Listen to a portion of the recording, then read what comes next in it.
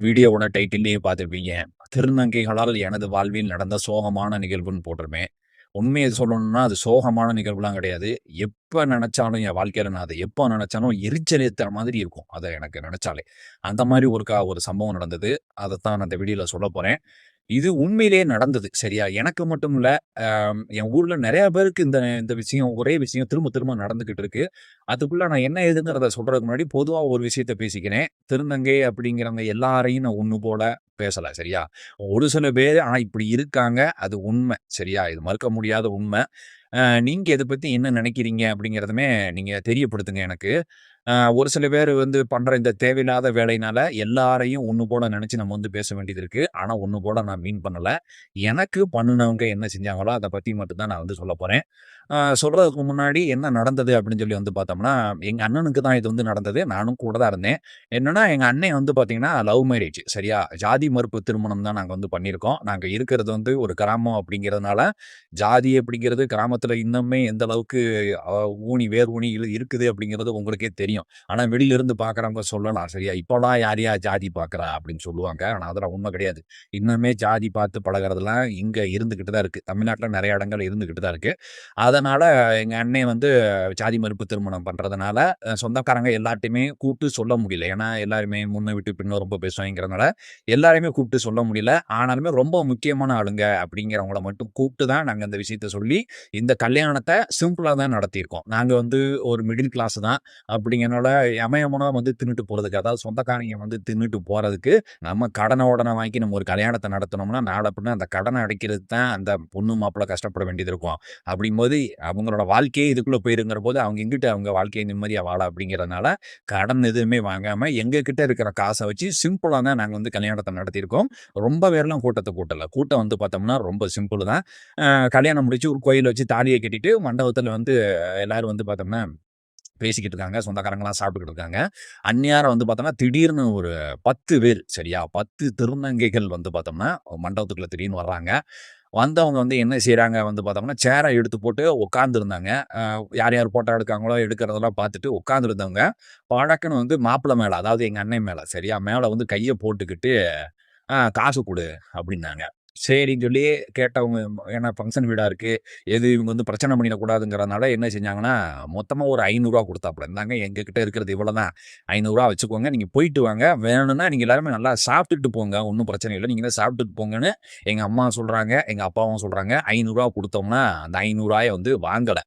அதுபோக அந்த திருநங்கைங்கிறவங்க மண்டபத்துக்குள்ள வந்ததுல இருந்தே அவங்களோட பேச்சு, நடைமுறை, அணுகுமுறை எதுவுமே சரியில்ல. பேச்சே பார்த்தோம்னா எப்படி இருக்குன்னா, அவங்க பேசுறத கேட்டு நமக்கு கோபம் வரணும். கோவம் இவன் என்னத்தையாவது ஒரு வார்த்தைய விட மாட்டானா? அப்படிங்கிறதுக்காண்டியே நம்மள தூண்டுற விதமாவே அவங்க பேசுறாங்க மொதல்ல இருந்தே சரியா? ஏதாவது ஒரு வார்த்தைய விட்டுட்டோம்னா, அந்த வார்த்தைய இறுக்கி புடிச்சுக்கிட்டு, அத வச்சு பேசி பெருசா சண்டை இழுத்து, அவங்கள பார்த்தோம்னா ஒரு அவமானப்படுத்துற மாரி ஏதாவது ஒண்ணு செஞ்சோம்னா, காச குடுத்துருவாங்கல்ல அப்படிங்கிறதுக்காண்டி, வந்ததுல இருந்தே அவங்க பேச்சே சரியில்ல. சரியா? காசு கேட்கறாங்க. ரூ. 500 குடுத்தான். ரூ. 500யுமே வாங்கல. எங்க அம்மா எங்ககிட்ட இவ்வளவுதான் இருக்கு. எங்களால இவ்வளவுதான் முடியும். அ இது மட்டும் வாங்கிக்கோங்கன்னு சொல்லி சொல்றாங்க.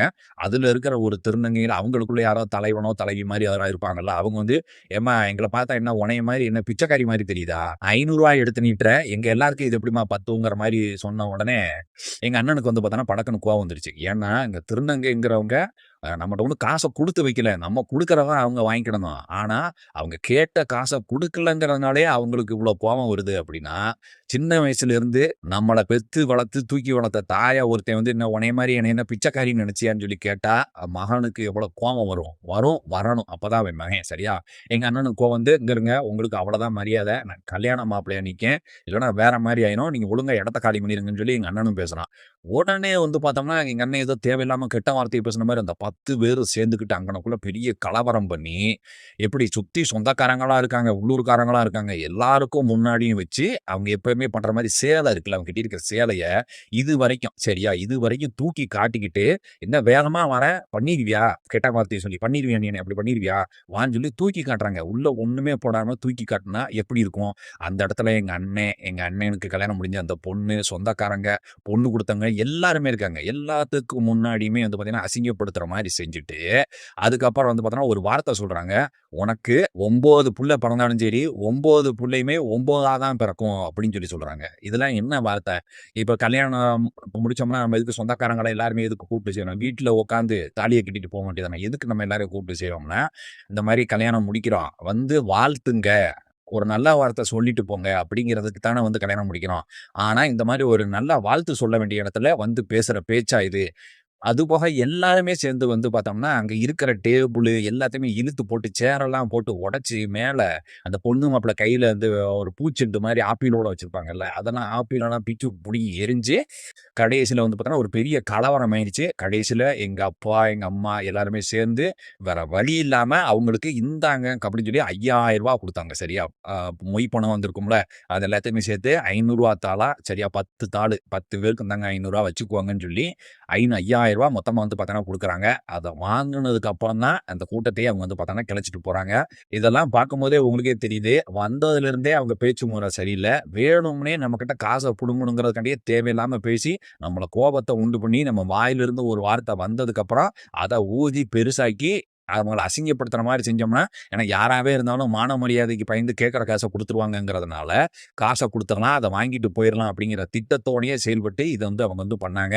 சரி, இது வந்து எனக்கு மட்டும் தான், எங்க வீட்டுக்கு மட்டும் தான் அப்படி நடந்ததா? எங்க அண்ணனுக்கு மட்டும் தான் நடந்ததா? அப்படின்னு சொல்லி வந்து பார்த்தோம்னா, கண்டிப்பா கிடையாது. இந்த மாரி நடந்ததுக்கப்புறம், ஊருக்குள்ள இத வந்து பார்த்தோம்னா, எல்லா பக்கமும் வந்து பேசிக்கிறாங்க. இந்த மாரி இன்னாரோட மகன் கல்யாணத்துல வந்து இப்படி நடந்து போச்சுயா, அப்படின்னு சொல்லும்போது, பையங்கள் கூட நான் உட்கார்ந்து பேசினேன். அந்த கல்யாண மண்டபத்துல ரெகுலரா இது வந்து பார்த்தோம்னா நடக்கு. எங்களுக்கு கல்யாணம் நடக்கிறதுக்கு முன்னாடி 2, 3 பேருக்கு எங்க அண்ணனுக்கு நடக்க முன்னாடி அங்க 2, 3 பேருக்கு கல்யாணம் நடந்திருக்கு. அங்க எல்லாத்துக்குமே இதே 10 பேர் இருக்கிற இந்த திருநங்கை குரூப் அப்படியே வந்து இதே மாரியே தேவையில்லாம பேசி, அவங்க வாயில இருந்து என்னத்தையாவது ஒண்ணு பேசுற மாரி வர வச்சு, அவங்கள கோவத்த உண்டு பண்ணி, அவங்க கேட்கிற காசு ஒரு 5000மோ, 10,000மோ புடுங்கிட்டு தான் எல்லாத்தையுமே விட்டுருக்காங்க. இது ஒரே குரூப் தான் திரும்ப திரும்ப பண்ணுது. அந்த ஒரே குரூப்பும் அதே மண்டபத்துக்குள்ள மட்டும் தான் பண்ணுது. சரி, அப்போ அதுக்கப்புறம் நல்லா விசாரிச்சு பார்த்தோம்னா என்ன தெரியுது அப்படின்னா, அந்த மண்டபத்துக்கு ஒரு வாட்ச்மேன் இருக்கான் பார்த்தீங்களா? வாட்ச்மேன் இருப்பான்ல, அவன் இவங்களுக்கு வந்து பார்த்தோன்னா தகவல் குடுக்குறான். சரியா? இந்த மாரி இந்த ஏதாவது ஒரு கல்யாணம் நடந்துச்சுன்னா, மான மரியாதைக்கு பயந்து நடத்துற கல்யாணம் இருக்குல்ல, அது மாரி கல்யாணம் நடந்துச்சுன்னா, உனக்கு இந்த மாரி கூப்பிடுறேன்னு சொல்லி அவங்களுக்கு ஃபோன போட்டு வர வைக்கிறது. வந்ததுக்கப்புறம் அவங்க இந்த மாரி சண்டை போட்டு ஒரு 5000மோ, 10,000மோ புடுங்கிட்டு போறாங்கல்ல, அவங்க எவ்வளோ ரூபாய் வாங்குறாங்களோ, அந்த ரூபாலருந்து அந்த இன்ஃபார்ம் பண்றான் பார்த்தீங்களா, மண்டபத்தோட வாட்ச்மேனு, அவனுக்கு நம்ம 10% கமிஷன் குடுக்கணும். நாங்க 5000 குடுத்தோம்ல, எங்க கிட்ட இருந்து அவன் ரூ. 500 புடுங்கிடுறான். அவன் ஒவ்வொரு தடவையும். இத அந்த திருநங்கைகளும், அந்த மண்டபத்தோட வாட்ச்மேனும் சேர்ந்து ஒரு பிசினஸாவே பண்ணிக்கிட்டு இருக்காங்க. இது ரொம்ப நாள் கழிச்சு அந்த வாட்ச்மேன் வந்து பார்த்தோன்னா சிக்கிட்டான். "ஏன்டா நீ உள்ளூர்க்காரனா இருந்துகிட்டு, அவங்க கிட்ட காச வாங்கிட்டு எங்களையாடா அசிங்கப்படுத்துறன்னு" சொல்லி அந்த வாட்ச்மேன பொடனிய சேர்த்து சப்புன்னு அடிச்சு பத்தி, இப்ப அந்த வாட்ச்மேன் வேலையே இல்லாம கோயில்ல உட்கார்ந்து பிச்சை எடுத்துக்கிட்டு இருக்கான் அவன். இதெல்லாம் வந்து பார்த்தோன்னா, என் வாழ்க்கையில உண்மையிலேயே நடந்த விஷயம். இதே மாரி இன்னும் 2, 3 எனக்கு நடந்திருக்கு. நான் அடுத்தடுத்து வரும்போது ஒவ்வொன்னா சொல்றேன். திருநங்கை அப்படிங்கிறவங்க வந்து சொல்லுவாங்க, "நீங்க எங்களுக்கு வந்து காசு நாங்க கேட்டு, நீங்க வந்து இல்லன்னு சொல்லிட்டீங்கன்னா எங்களுக்கு பிரச்சனையே இல்ல. ஆனா எங்கள அவமானப்படுத்தும்போது தான் எங்களுக்கு வந்து கோவம் வருது. நாங்க தேவையில்லாமலாம் பண்றோம். ஆனா காசு இல்லன்னு சொல்லிட்டா நாங்க பேசாம போயிருவோம்" அப்படின்னு சொல்றீங்க. ஆனா எல்லாரும் அப்படி இருக்காங்களான்னு பார்த்தா கண்டிப்பா கிடையாது. சரியா? காசு இல்லன்னு சொன்னா அந்த இடத்துல பிரச்சனை பண்றவங்களும் நெறைய பேர் இருக்க தான் செய்றாங்க. அதனால நான் நினைக்கிறது என்ன அப்படின்னா, ஏதோ ஒரு மரபணு ரீதியா அவங்க உடம்புல வந்து பார்த்தோன்னா, இந்த மாரி ஒரு கெமிக்கல் சேஞ்ச் நடந்து அவங்க இப்படி இருக்காங்க. சரி, ஓகே. இருந்தாலும் அவங்க வாழ்க்கையில ரொம்ப கஷ்டப்பட்டு தான் அவங்க வாழ்றாங்க. எனக்கும் வந்து தெரியுது. ஆனா நான் எல்லாரையுமே இப்படி பேசல. ஒரு சில பேர் இப்படி பண்றதுனால எல்லாரையுமே சேர்த்து தான் நம்ம வந்து பேச வேண்டியது இருக்கு. அதுபோக தமிழ்நாட்டுல இப்ப நெறைய இடங்கள்ல இவங்களோட அட்டூழியம் வந்து பார்த்தோம்னா, ரொம்ப அதிகரிச்சுக்கிட்டு இருக்கு. இத நான் மட்டும் சொல்லல. என்னைய மாரி பாதிக்கப்பட்டவங்க, அத நேர்ல பார்த்தவங்க, மத்தவங்க கூடனா போய் சண்டைய போட்டு விலக்கி விட்டுறலாம். ஆனா இது விலக்கி கூட விட முடியாம, எல்லாரையும் வேணும்னே அசிங்கப்படுத்துற மாரியே வந்து பார்த்தோம்னா பண்ணிக்கிட்டு இருக்காங்க. இந்த மாதிரியான ஒரு விஷயத்த குறைக்கிறதுக்கு தமிழக அரசாங்கம் குறைஞ்சபட்சமா ஏதாச்சும் ஒரு நடவடிக்கை எடுத்து, இந்த மாரியான இவங்களால நடக்கக்கூடிய ஒரு அட்டூழியங்கள தடுத்து நிறுத்துனாங்கன்னா ரொம்பவே நல்லாருக்கும். ஏன்னா, ஏற்கனவே தமிழ்நாட்டுல சமூக விரோதிகளால, போதை பழக்கத்துக்கு அடிமையானவங்களால நெறைய தப்பு நடந்துகிட்டு இருக்கு. இருக்கிற மண்டவெளியில இது ஒரு பிரச்சனையா நம்ம தலையில தூக்கி போட்டு வந்து பார்த்தோன்னா வாழ்ந்துட்டு இருக்கு. வாழ முடியாது. சரியா? வீட்ட விட்டுட்டு நம்ம வெளியில போனோம்னாலே, இவங்க நம்ம கண்ல கண்டிப்பா நீங்க வீட்ட விட்டு வெளியில போயிட்டு வரீங்கனாலே, ஒரு தடவையாவது இவங்கள நீங்க கண்ல பார்க்காம வீட்டுக்குள்ள வர முடியாது. இவங்க பக்கத்துல வந்துட்டாங்கனாலே, ஏதாச்சும் ஒரு பிரச்சனை தான் அப்படின்னு சொல்லி பயந்து, பயந்து நம்ம வாழ்ற ஒரு சூழ்நிலையில இல்ல.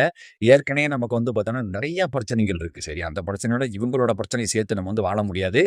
அதனால உங்களுக்கு என்ன தோணுது? உங்களுக்கு நீங்க என்ன நினைக்கிறீங்க? அப்படிங்கிறதுமே கண்டிப்பா தெரியப்படுத்துங்க.